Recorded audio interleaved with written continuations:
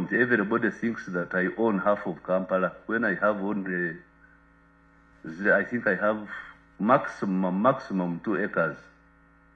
Who owns Kampala? Who owns land in Kampala? It is that I have that advisory note from Professor John Chigula, and he's fundraising for money to make a concrete study so that we know who owns what land in Kampala. And actually, if we were to ask the audience, how much land do you think KCCA owns?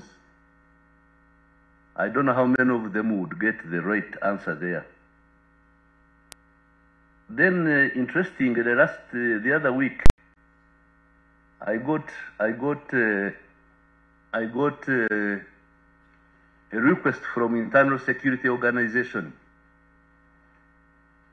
that they wanted to know how, when I came to own Kapeka and what I'm using the Kapeka land for. Imagine you get a note from the Internal Security asking you, how did you come to own this land? It's there, but don't the budget they had attached for research. Now, these are very, very important questions for all of us. So, fortunately for me, the day when ISO came, I had very, very good answers for them because we had already studied carefully the history, the ownership, the utilization of that land in Kapeka called Namunkekera Council Estate. So for today, for me, I want to stimulate debate within that conference. We know the stimuli which were used to resurrect the economy. We know them. Security of persons and property, privatization and liberalization, return of Asian properties, and all those. But for me, I wanted to challenge the conference, the fourth or fifth edition of UDF discussions, to specifically focus on this factor of land as a factor of production, and we see how we shall remove the distortions from that factor so that we are able to utilize it maximally. Because when you read what Dr. Amanda talks about, she says there is shortage, so we must do something. Then Vincent says we must do something, but we shouldn't touch land for conservation. Then these agencies which are holding land in trust on behalf of government are not maximizing the usage. And sometimes they are the ones who create conflicts on those lands. And then this Kampala city, Kampala, who owns land in Kampala, is a very interesting subject, which I think really needs to be studied, needs to be funded and studied. Then I will ask Engineer Chibuka, who is present there. He is my specialist on the conflicting of lands, especially that one of Kapeka. If he is given time, he is going to give you insights. That is what I wanted to discuss, because even in northern Uganda right now, the issue is land. The conflict between the Achodis and the what they call Valaro, what we call migrant cattle keepers, is about land. So the keynote address, I think, is going to be given by Dr. Suruma, who was my leader when I was at the Ministry of Finance. And I think he is going to articulate all the other issues related to our attempt to reach out to the moneyless people. In the last 10 years, I have led a mission called OWC. It has not been a very easy mission because we were told to go and look for people who have never touched money.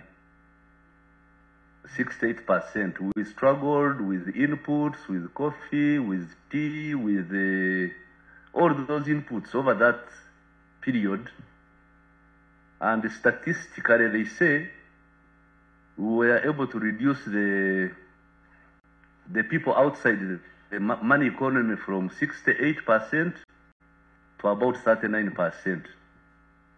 And recently, I hear even the poverty levels have gone even lower. So, dear participants and discussants, I request that you focus on the stimuli packages that were used, but you also help us to understand the land use balance sheet. Because if we do that, I think we shall devise means on how to utilize maximally that resource. Because the land is where minerals are best, land is where homesteads are best, that's where factories are best. So if it remains as distorted as it is today, that will not help us to achieve the 500-fold, 50-fold or 500? 50-fold, 10-fold, 10-fold growth.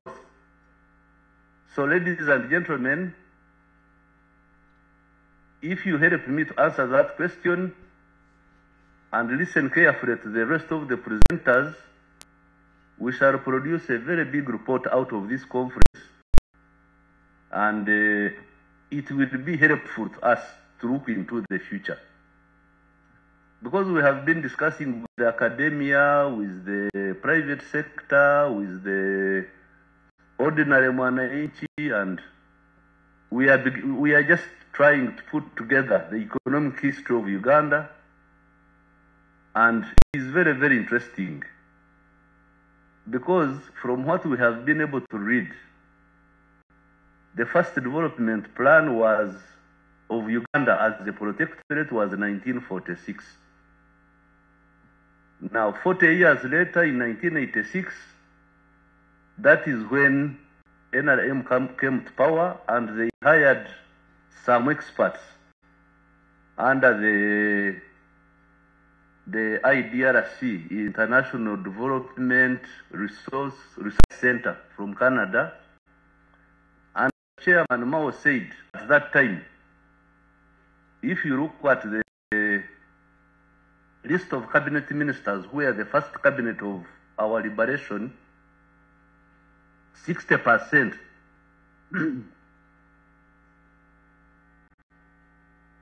60% of them were from DP. So I have been arguing with Chairman Mao, what caused the divorce? Because the divorce happened when I was here in Gulu, 1996. But I think Chairman Mao is the one who causes that divorce, because that time he was really like fire. And I don't know whether he will agree with me. But now, 2022, we went back into an alliance with them, which was very, very good for me, because for me, I never liked the separation of those people whom we had worked with for 10 concrete years. And in those 10 years when we were working together, I think that's when Uganda was recording double-digit growth. But when we started fragmenting, that's when we got a lot of issues. So he's my vice chairperson in UDF, in think tanking, and we are doing very good work.